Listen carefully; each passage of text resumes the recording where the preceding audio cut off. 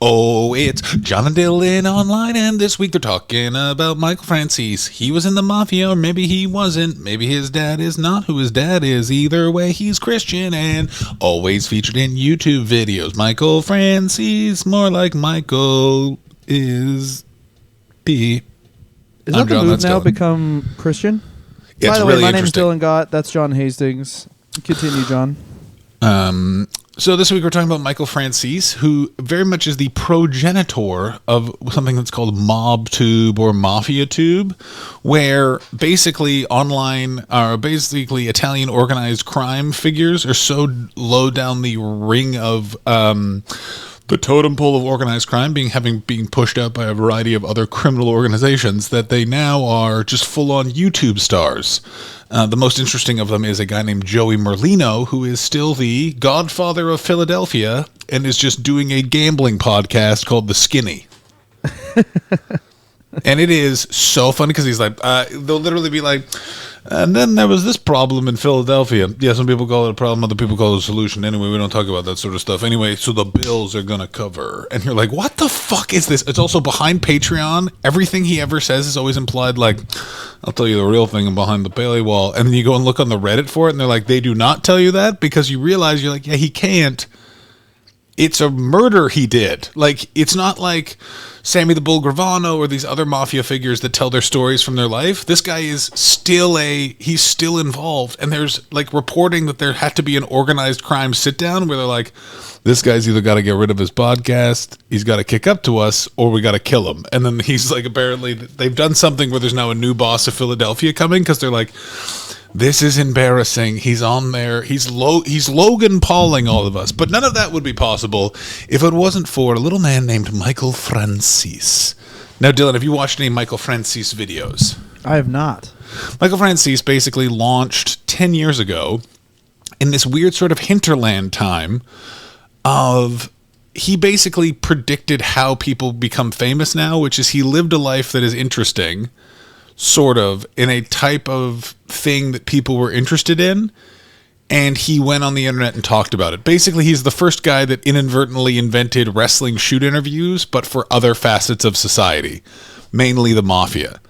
And this was exploited by a weird DJ in New York named Vlad, who put him on... DJ Vlad? DJ Vlad TV is where Michael Franzese sort of comes from. But what's interesting is, if you Google Michael Franzese, he was slowly trying to figure out how to pivot into being famous from at least 2012, probably earlier than that, and we'll get to why. So Michael Franzese is the son of Sonny Franzese. Sonny Franzese is like the most intense mobster I've ever met or heard of in my entire life. Died at 102, was in and out of jail for over 60 years. Continually would like get out of jail, be like, I'm not in the mafia anymore, I'm 95. And then they're like, we caught him with a bunch of Kalashnikovs in his apartment and a bunch of notes that say, I am in the mafia. And so like he just keeps going to jail. They finally get Sonny Franzese to stop being a mafioso when his junkie son John Jr. finally turns state evidence on him, presents recordings of him being like, I tell people I'm not in the mafia, but I am, say it with me, in the mafia. And he's finally put in jail at like 90, gets out at 100, lives 2 years free, then dies. Like, your Michael Franzese either turned state's evidence, but the information he had was really bad because no one trusted him, because in the end he's just my friend's kid that's keeping his seat warm, so no one really gave him any information, and he discovered one good racket, and so he had no information to give, so they put him in jail as a punishment for lying about what information he had. Or what Michael Franzese says is, I did a con on the government, I told them I had information, and then I didn't give them that information, so I'm not a rat. And everyone's like, nah, you're a rat, you're just a really bad rat. That's the situation. So Michael Franzese gets out of jail after 5 years. Him and his dad no longer speak to each other. He says because he doesn't like his dad's lifestyle, and his dad is like, no, you're a rat. You ratted on all my friends, so I'm not going to talk to you anymore because I'm in the mafia. And Michael Franzese is now living in Florida. He has no money, but is a scumbag scammer because he grew up in the mafia. So what does he do, Dylan?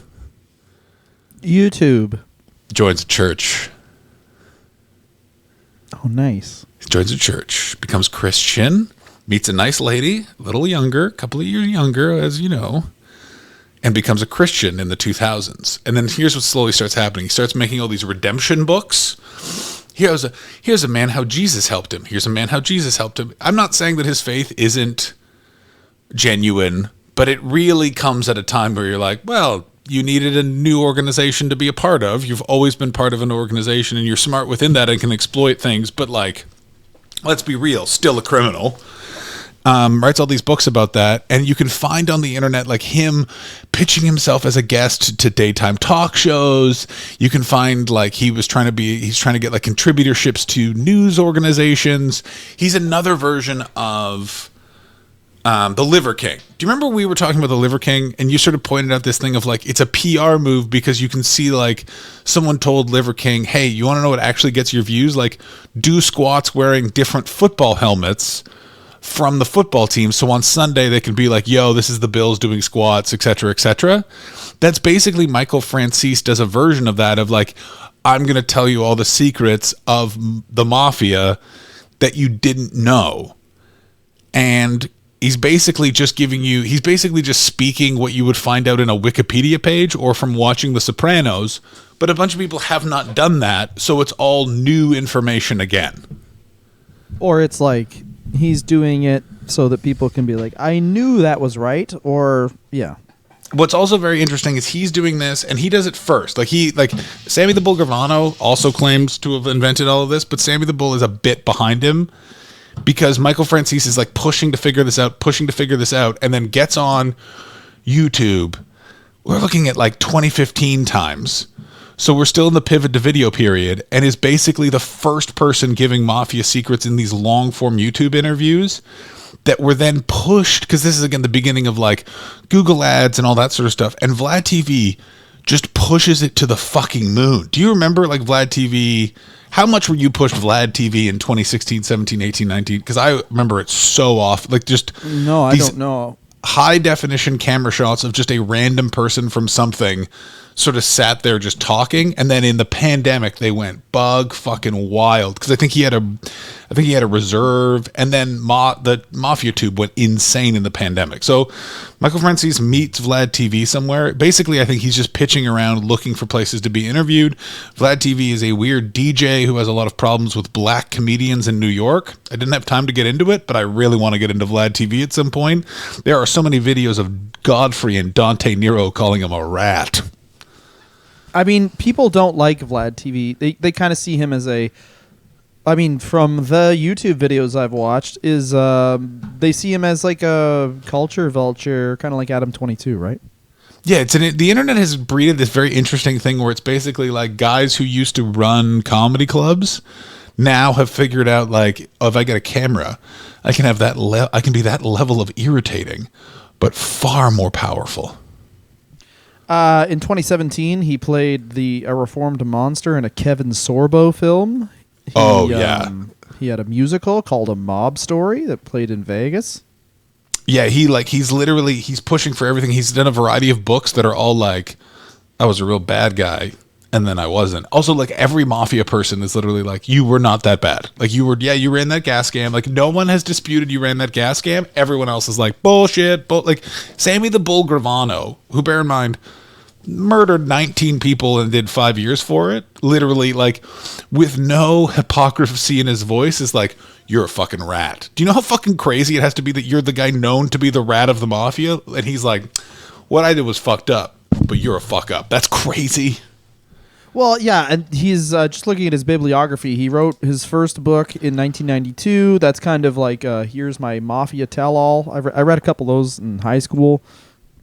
But there was no success to it. It's all like the 90s self-published, immediately into soft cover, weird, bad graphic design, like just the name of the book on a red background, Michael Franzese.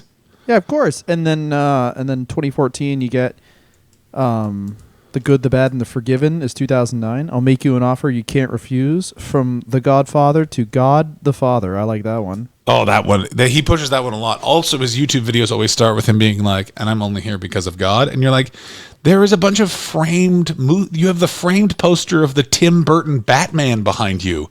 I feel like God. But I mean, isn't that a thing? Like fucking, how is that any different than a guy scoring or like, oh no, a guy horrifically knocks a guy out in UFC or boxing and is like, because he's not then exaggerating his time. Because the guy is not like, let me pray to God and then tell you about all the times I was on the Buffalo Bills, and then there's 80 people like, you got us the sandwiches. You were not like you weren't Doug Flutie. You were like a guy who Doug Flutie called Brian, even though your name is Chris. Like there's you know what I'm saying? Like Michael Franzese is like,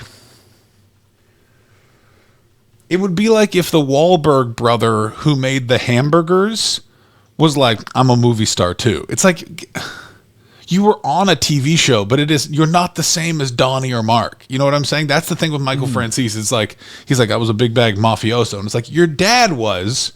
You were given a bunch of stuff and had one good idea.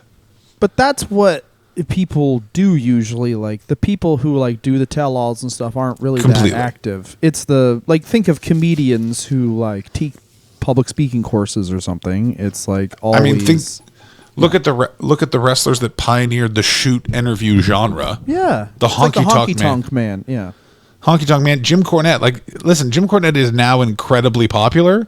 Jim Cornette didn't start a podcast because he had a passion for broadcasting. He had a passion for not leaving his house to make money. Like, and also like after that thing in TNA. I mean, and that thing in NWA, baby. Oh. But I mean, basically what we're saying is after Jim Cornette is a professional wrestling manager and he basically was kind of too old for the industry, so he was played out. So then he just basically became a guy who talks about wrestling, who used to be, I mean, in the grand scheme of things, he was just like a mid-tier guy. So yeah, it's kind of the same thing as you're saying with Michael Franzese. All right, who are some other people on Mafia Tube, John? Oh, okay, we got John. Okay, it's so good. So you got. Is this like another weird part of the internet where it's like so much money, flows through there, but we have no idea? Yes. I wish that someone would just aggregate these, but TV. Like it was like if there was like a YouTube streaming service where it's like, here are the best guys on these weird subgenres. Like, I agree. Here's the best wrestling guy. Here's the best mafia guy. Here's whatever. But then it's like, if that's the interesting thing about the internet as it moves forward is everyone thinks that YouTube is kind of the be all end all. Not be all end all, but like you've said, do you think YouTube is going to be new TV? And I just don't understand how that can work because everything about YouTube, everything about the internet is self-referential. Like it's even Skibbity fucking toilet. How about you fucking get that tone out of your voice when you're talking about Skibbity fucking toilet? That guy provides a lot of good insight on the Ukraine war. You wouldn't think it from a guy who's taking a shit, but fucking he does his research. You don't know Skibbity toilet? No, I made it up. Did you make that up? It's a Gen Z thing. No, I did not. Wild. It's the fucking. I'm saying it's fucking nuts. He takes like old. It's like he edited a bunch of old footage from the game Half-Life in like 1999, and just made a web series out of it. Anyway, what I'm saying is the internet. I can't believe Skippity Toilet is real. This is insane. Huge. It's fucking huge. What I'm saying is it's all referenced on something. Like to enjoy the best creators on YouTube. Sorry, to enjoy a lot of guys who have 1 million views per video on YouTube, you have to have seen like Batman, or you have to have seen fucking very minimum like a Joe Rogan thing, like because it's so micro-analyzing everything, right? Correct. Here's what's going to happen is eventually someone's going to literally just make a sitcom on YouTube, prove that you can just develop a TV show that way. YouTube will just start, like, creators will start making like TV quality content like it was TV. Slowly Netflix is going to start losing its influence, and basically YouTube is going to become like the cable provider, and streaming services will be channels on that provider. So it's one of those things where YouTube itself is not going to be making any content. YouTube is going to basically be like fucking Rogers in Canada. You know what I'm saying? But for the fucking earth. Yeah, I mean, people have launched. I mean, you remember YouTube web? You remember web series? Of course. I'm going to make a web series. Maybe we should go back to web series. That was good. Oh my God, yeah. Things. We should make web series. There used to be web series. Oh my God. I remember, and so I read a tweet recently, which was, remember back in the day when podcasts were just something you did with your friends, which I was like, that's so funny. Where it's like, yeah, like now literally people are casting for podcasts. Like you literally speak to commercial agents and stuff like that in this town. And they're like, yeah, I'm trying to package him with a podcast for this like production company. You're like, well, what are we doing here, guys? Well, I would say the rule that I see is the more like production value a podcast has, the less of like an infotainment thing it is, which is usually what I like. Like we listen to Behind the Bastards or like I can't imagine Dan Carlin on like an 8-thing shoot like performing for the camera and he's just memorized 8 hours of fucking war. I would watch Dan Carlin having to do that filmed would be a fucking Dan amazing. Marlin with a Shure microphone. Who's Dan Marlin, you fucking idiot? Is it the fish version of Dan Carlin? Stop it. Never. I will never stop it. I'm Dan Marlin. But like Dan Carlin with one of those big fucking Shure mic things and he's like adjusting it. You mean one of these? One of these? Yeah, exactly. Yeah. No, yeah. He's got one of those and then across from him is just a guy with an undercut who keeps on interrupting him to ask him about candy or something. Yeah, he's a guy who keeps making puns at all of his things. And then Genghis Khan, more like Genghis Khan. If you interrupt me one more fucking time, I'm coming across this fucking table. What do you think it'd be like if they had iPhones in Malaysia? Who do you think would be the best influencer? Hey, I have a question for you. Have you ever gone on the Hardcore History Reddit? Because let me tell you, far bitchier than I was expecting. Guy. Never going to be a Reddit guy. Love being a Reddit guy. Life. Big Reddit guy. Here's what's great about being a Reddit guy. You can really tell the age of people's fans based off of how that Reddit group is. Dan Carlin, a lot of Gen Zs, a lot of elder millennials, a lot of Gen X, because there's a lot of people just like trolling and then a lot of people taking it as genuine inquiries. Actually, I didn't like that episode very much. I didn't feel it was research enough. Research my dick. This isn't a place for that. It is phenomenal. Also, Dan Carlin hates every other historical podcaster, like in like a bitchy, like, it was my idea first. No, it wasn't your idea first to tell people in history, Dan, you son of a bitch. Yeah, I'm the one who wanted to do a solo podcast where I talk about the Vietnam War for 95 hours. Yeah, I don't feel like there's a podcast out there that really gets into Japanese fascism in the detail that I'm looking for. 29 hours for the first episode. But yeah, so Michael Franzese, basically, what does he do on his podcast? He just Michael Franzese. Oh, if you think Michael Franzese delayed getting a podcast for so long, he now has so many podcasts. Because basically, what Michael Franzese figured out was he made a lot of views for a lot of different channels, and then he used that to sell his books, produce movie things. He was one of the producers behind Fear City and Get Gotti, which made a bunch of other mafia people really upset because they're like, what the fuck is this guy's fake? But he has access to certain people, all that sort of stuff. So on MafiaTube, here are the big people. You got John Alight, who was an Albanian-Italian man that no one else who was in the mafia remembers being in the mafia, except for Sammy the Bull Gravano, and they do not like each other. Sammy the Bull Gravano, obviously, who was the guy that put John Gotti in jail, has his own Patreon and does his own podcast. The son of Angelo Ruggiero has his own podcast. A bunch of recent guys who have left the mafia all have their own podcast. You can really tell which one of them has kids that are teenagers because the production value is much higher for all of them that are quote unquote helped by my son. Now you also have a bunch of guys that just look like they run snow removal companies running mafia news channels where they report on the episodes the mafia guys have put out about their stories. It is fucking ridiculous. None of them. So much of it is crazy. It's like the snaky. I remember how funny we thought it was years ago when we found the Joe Rogan experience where all they did was talk about that episode of the Joe Rogan Experience, and then now that's what my entire YouTube algorithm is just someone hyper analyzing a small thing that happened in the Joe Rogan Experience. There is now a podcast called the Joe Rogan Experience, where they listen to a podcast that is a podcast debrief of the podcast listening to Joe Rogan's podcast. Yeah, exactly. It has the production values of The Tonight Show in 1995. Yeah, exactly. Its Patreon just made $1.5 million. Yeah, I mean, I do like podcasts, obviously, that are people just shooting the shit. S and the S. S and the S, eh? But sucking the snake, as I call it. Stuck in the Snake, but I mean, I would really very much love to see fucking Behind the Bastards with 9K cameras, where he's just talking about Idi Amin. Yeah, actually, the thing that was interesting about Paul Manafort, the other thing you have to understand, so basically what Michael Franzese does is he becomes basically like a constant character on things like the PBD podcast, goes on and discusses things as a businessman. The PBD podcast?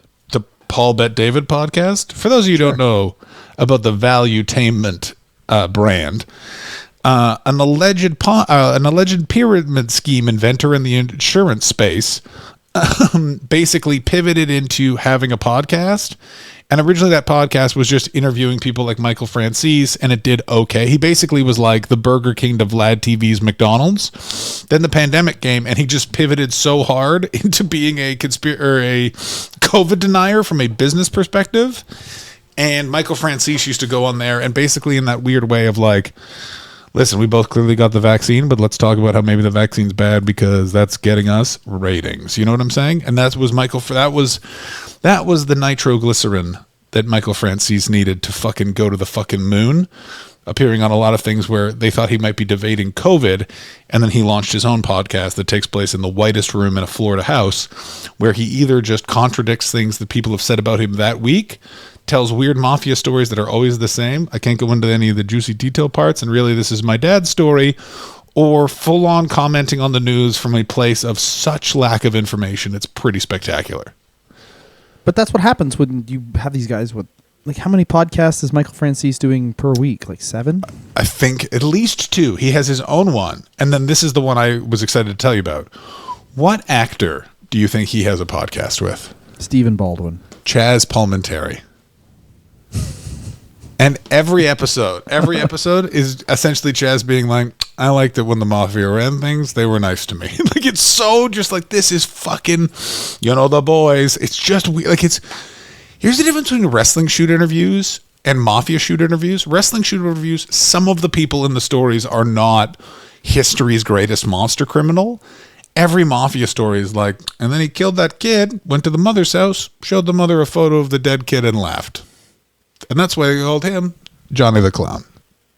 This is the thing I don't understand, where it's like, they don't, like, this is why basketball podcasts, like, basketball players will retire and essentially do a podcast.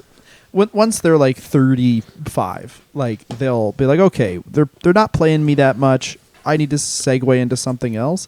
So they do like a live running commentary on the last like 2 or 3 years of their career, and then either get another co-host or just do it with the other NBA players. And that's now NBA media, is pretty much just other NBA players.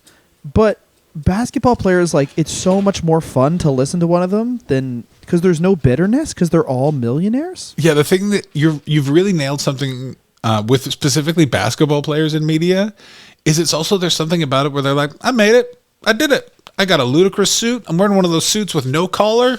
We've done it. You know what I mean? Like, every basketball player is so satisfied with their level of success in a way you don't get in other areas of media or sport. Like, every NFL player, unless they are literally like, I met Jesus and I sucked Jesus's dick and then Jesus fucked me and I fucked him, they're literally like, I'm a letdown to my father. Because every NFL player is like, well, what was my childhood? Oh, I woke up at 3 a.m. I had to full fight my dad.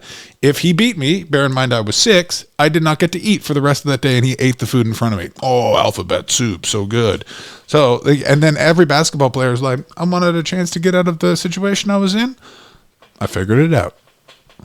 Also, the guy down the street with the cool car and the wife who fucking, maybe gets a bit too much plastic surgery, but she's got the fucking personal trainer and the big house, and they're always in renos because they have so much money. The mid-tier basketball player with a podcast has roughly 2,000 times the amount of money as that guy. Yeah. That guy made $10 million a year, and he was like, okay. Do you know what I mean? Weird. But in your head, you're like, this guy isn't LeBron James, so he's not coming from that high a place of status. Like, within his industry, he is a middle manager, but it's just his industry, the median wage is $15 million per year. There's also a weird thing of, basketball players are the only ones that get satisfaction of living their dream, but don't pay the cost of getting severe CTE. Baseball too. Yeah, but baseball, the level of steroids those guys are taking. Also, like every time you check in on baseball, it's like, what's going on now? Or it's like, well, not only is everyone cheating, they're also gambling on it now. And I'm like, just give everyone steroids. Like, what are we doing? You want to get fucking people to come back to baseball? Let's go. Everyone has to be Sammy Sosa level fucking juiced. No matter the position, then play the sport. Ladies and gentlemen, the man at bat has just bitten the bat spat the bat at the umpire, pointed in the crowds and went, which one of you fucked my wife? This is, ladies and gentlemen, the greatest home opener the Yankees have ever experienced. Yeah, I mean, they got the pitch clock now. Everything is just gambling now for sports. But, I mean, how does that compare to the Mafia thing? Like, because the Mafia guys, they're not coming from a place for, like, there's a guy, Jeff Teague, he's a really good podcaster, and he always says, like, it'll be like some random regular season game, and he's like a really good shit talker. So he'll talk, like, most of his stories are like, yeah, I talked a bunch of shit from the bench. All my teammates were like, shut the fuck up, you're on the bench. And I said no, and then we lost the game. I'm pretty sure it was because of me. And then everyone laughs. You want to know that story because you already know inherently the characters, right? If you pay attention to basketball, you can watch that game. You can watch it happen. You can go basically on footage and like look. How does that compare to like the Mafia? Very good analogy. Very good question. So Sammy the Bull Gravano, he's the Mark Maron. If the Mafia is stand up, he's the Mark just Maron. Boring now. Let me tell you about one time I had a sandwich and everyone was rude to me. All of his stories. So what's interesting is basically, but it's all the people you would know. He's talking about John Gotti. He's talking about like the public facing, like your most like literally like passing by the newsstand knows nothing about the Mafia. They'll know the people in Sammy the Bull Gravano stories. Michael Franzese, because he was from a less public family. All of his stories are slightly more underground. And also, like, it's things like he knew Donnie Brasco a little bit. He was also this weird thing of he's a much younger guy telling all the stories of the 70s and 80s because, again, he was given his dad's spot, essentially, because his dad was in jail. So it's also that thing of, like, he's a much younger guy, and he always sort of doesn't tell you the whole story. He just gives you, like, a piece. Like, Sammy the Bull Gravano is like... Carmine the Snake Persico really liked violence, so when I beat a guy up, I accidentally knocked one of his fingers off his hand. When I went and told him, he somehow already knew and went, I heard you got his fingers. Michael Franzese will be like, I like Junior, which is Carmine the Persecutor's nickname. We met a lot. He was an interesting man. And like that's the two ways that they would answer the stories. Michael Franzese is much better. Michael Franzese is a much more polished interview in that he doesn't say anything, but he really sounds like he's giving you a lot of information. He does that thing of like, you know, like all those linguistic tricks of like he refers to people by his first name. Like he's really studied how to be a broadcaster. It's a very slow, timbered voice, but he gives away he doesn't say anything because he doesn't actually know anything that happened. And that's the most interesting thing about Michael Franzese is it's always like, let me show. There's like a very famous thing that like has gone crazy viral on TikTok and on Reels of him showing how like you'd let people know there's a rat at the table is you all pour the wine one way and then he shifts his hand and pours the wine the other way. And what's funny is you then look at the comments and everyone was like, if I'm sat there and I'm a criminal and one guy pours my wine a different way than everyone else, I'm going to know immediately, oh, they think something about me. What the fuck is Michael Franzese talking about? But everything Michael Franzese does, it has the ring of sounding like it's insider information. So it's very exciting. You know what I'm saying? Okay. Yeah, I mean, it's like intro level. Exactly correct. It's like why Shaq and Charles Barkley are so appealing on TNT is for people that are not basketball people. It's essentially just watching two guys at work not like each other in a charming way, and that's fun to watch too. Like that's what people don't realize about so much content is it's not actually the subject matter, it's watching those two people interact.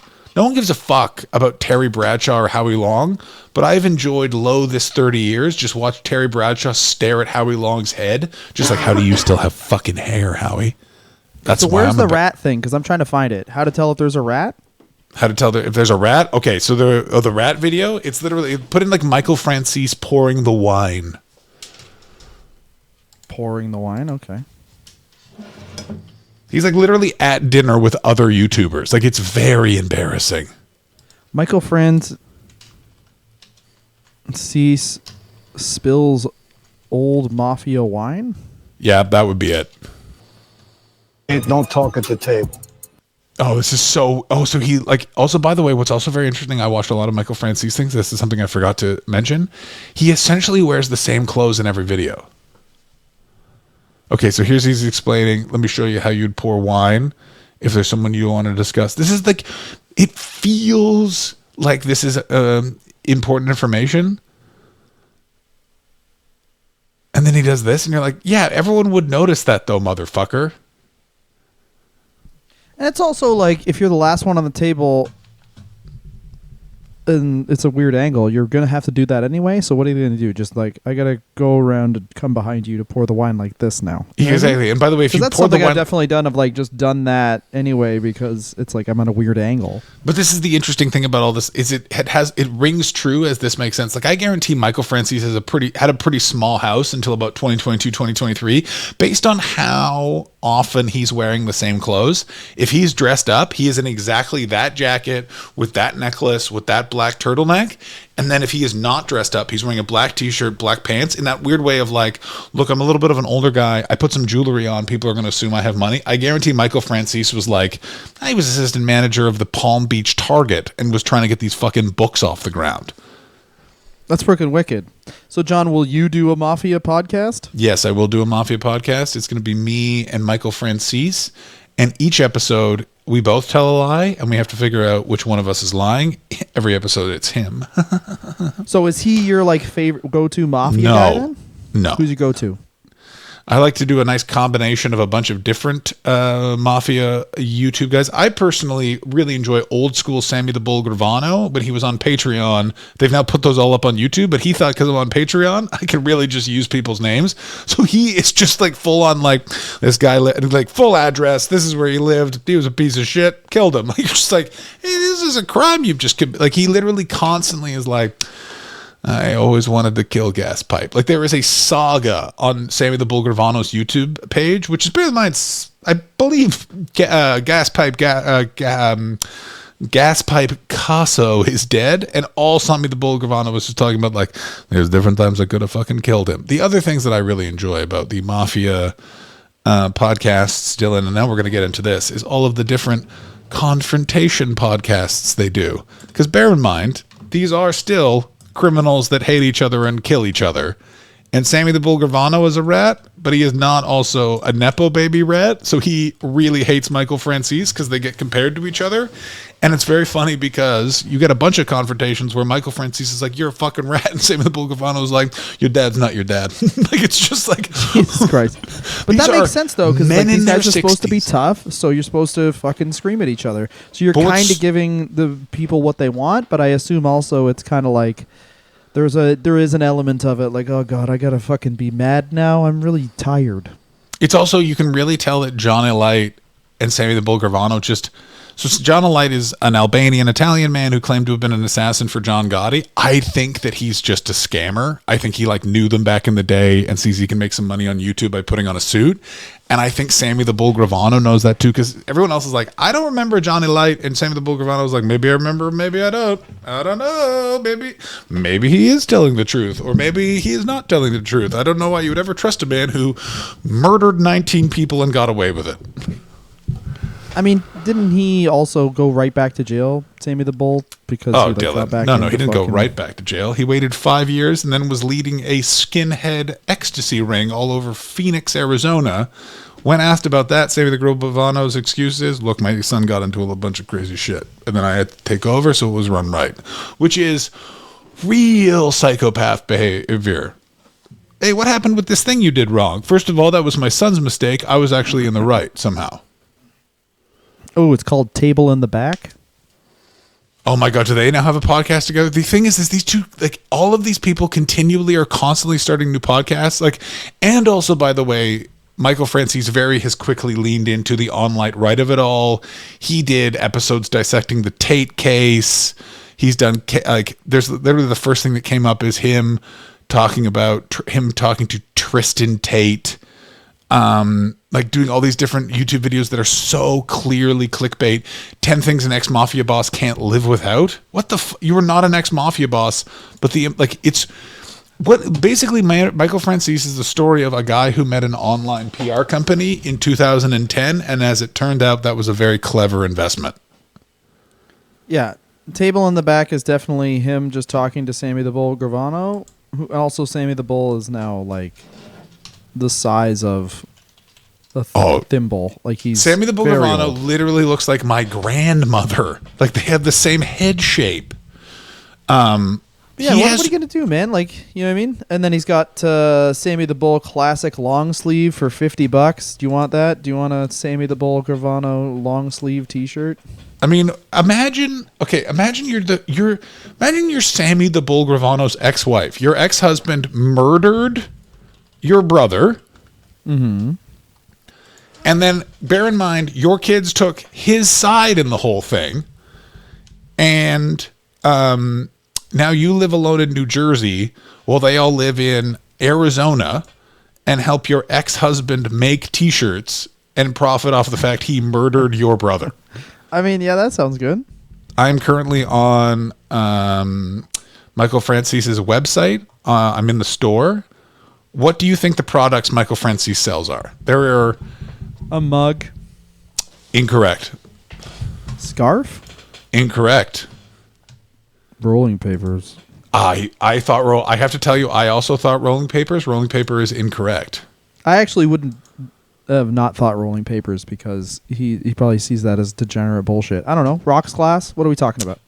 2 different versions of non-alcoholic red wine. Sure. Signed Michael Franzese posters. Limited edition Christian dog tags that say remade. A child's book called The Treasure of Cabell Island, and then 4 different books about how he is no longer a mafioso and now is Christian.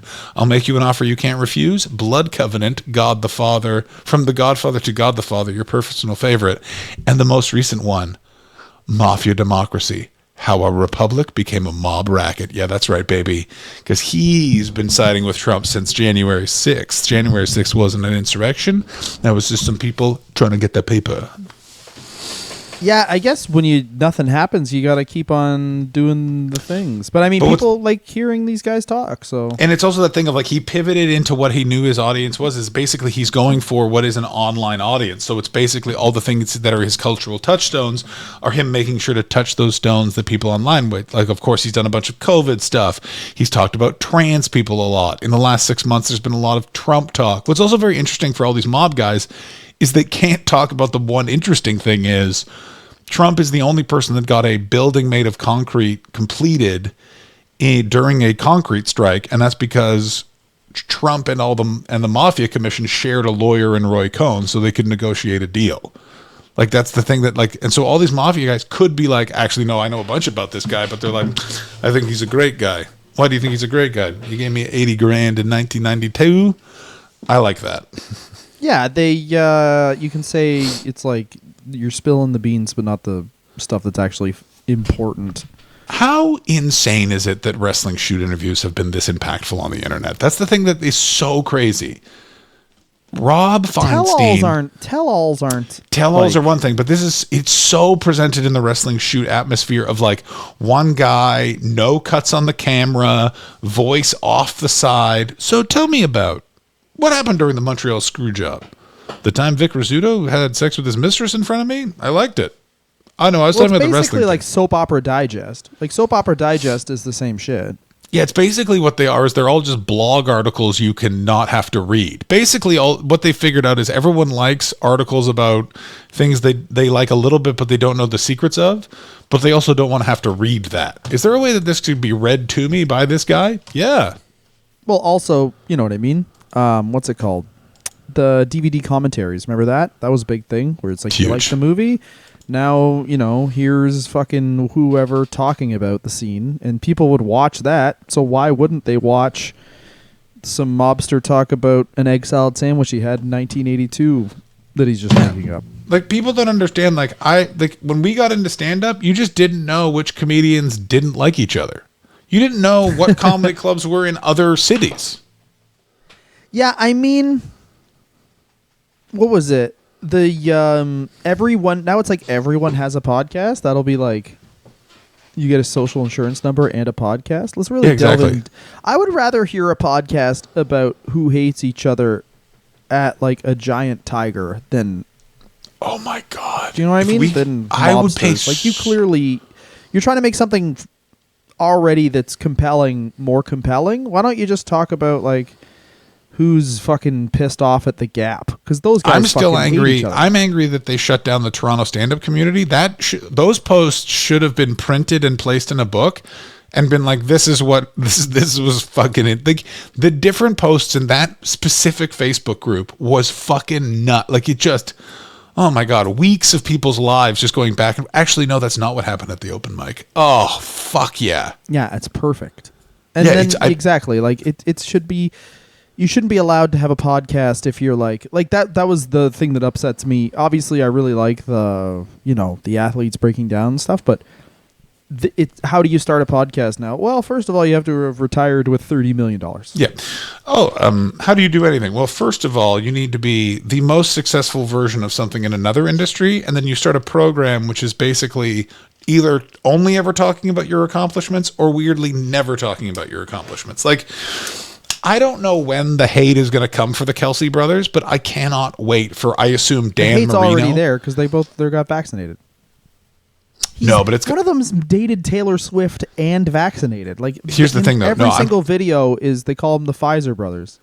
I want it from the NFL themselves. Where is Dan Marino just looking into a camera? You're not supposed to talk about that. That's what I'm looking. I understand they call them the Pfizer brothers, but that hasn't taken on in the same way. I mean, what was it? There was also a video of a guy getting in Jason Kelsey's face about. Screaming about Travis dating Taylor Swift, and then Jason Kelsey just broke his phone. That was pretty funny. Oh my God, that what was really good about that is people were like, here's the unedited video, and people were like, yep, still like what he did. Yeah, of course. What the fuck are you talking about? Don't scream in the guy's face. I love that, him. By the way, as soon as people are like, he's got a podcast, I could fight him, and I'm like, no, Sir, he is in the NFL and retired. Do you understand what his life is now? His life is waiting for these moments because he can't. It's the 2020s. He can't hit his wife and kids. If it was the 90s, he'd be able to take out all that adrenaline on his wife and kids. But thankfully, times have changed, so now he's just waiting for it to happen in public. Also, the better Kelsey Brothers video is the one where a real drunk woman walks up to, I don't know what the older one's name is, Jason? Jason, yep. Walks up to the older one and is like, I fucking know your brother. And his wife just gets in the way and goes, just you take a step back. And his wife lights up the lady. And I'm like, I know exactly what happened there, which is she knows the mood her husband is in and she knows there's cameras there. So she is really making sure that she's going aggressive. Because if not, this man who, let's make this clear, lives in Philadelphia is going to do what we all know Philadelphia people will do to a lady who is being lippy. And that's right, knuckle sandwich to the face at this wedding. So it is. I think so. 100%. Let me say this about all NFL players. I assume you will attack a woman until you prove you will not attack a woman to me. That's my baseline with all people in the NFL. I'd say it's like the time of their life. Like I don't think he'll attack a woman yet, but I think in 10 to 15 years he will because that's when the brain injuries will really kick in. It's when brain injuries are going to kick in. What I like about your point, Dylan, is that you're not disagreeing with me. You're just saying you need to be more patient. It's going to take time. I mean, it's so interesting now when you scroll, you don't really realize what side of the internet you're on. Like, it's like if, like, I'll get recommended Sabrina Carpenter Domingo videos, and then I'll get recommended just like a live leak footage of a dog getting hit by a car. And that is less than a second. I was doing a little bit of Michael Franzese research, and then I woke up this morning and all I'm getting is pro-Russia Ukraine posts and a lot of advertising for various apps that have to do with the Bible. Yeah, I mean, you should find Christ. Because we'd find a new audience. Oh my God. I would love if I pivoted Christian and they just found the rest of the review archive. So you did sin. No, but that doesn't matter. Oh no, they would all sin. No. Not we no, said that's the thing. All right, listen, John. This is a definite thing about the right and the left, where if you find someone, if someone says they're left wing and they dump a bunch of money into a left wing charity, like let's say they're dumping a bunch of money into Planned Parenthood, but then it's, you know, they dig up a podcast where you say something homophobic from 10 years ago, you're fucked.